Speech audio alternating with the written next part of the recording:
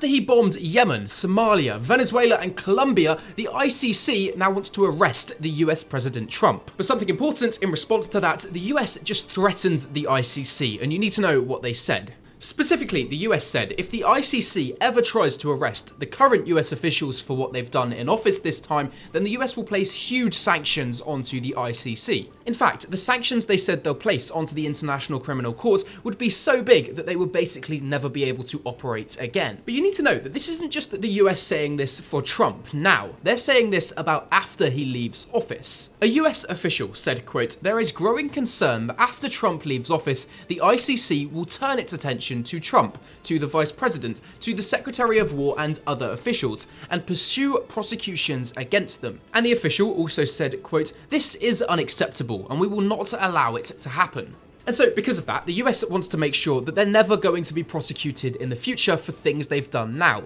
And they're going to do that by changing the laws and the definition of the ICC, they say. In fact, the US wants to actually change the definition of the laws of the ICC so that they're never allowed to prosecute US officials in the future. And so technically, if this happened, US officials would be above the law. The president and the government could do whatever they wanted without the risk of being arrested in the future for it. This is a real thing. The report came out today, and the US is planning to place sanctions onto the ICC if they don't implement those new laws. Now, the current Trump administration might want to do this to prevent them being arrested for things they've already done this term in office, or things they're about to do, possibly to Venezuela. All we know is that the US has threatened the ICC that if they don't make the US and US officials exempt from the law, then the US will sanction them to the point they will never be able to operate again. And despite the fact this is really breaking news, nobody's talking about it, which is why you should probably leave me a follow for some more global news which nobody covers.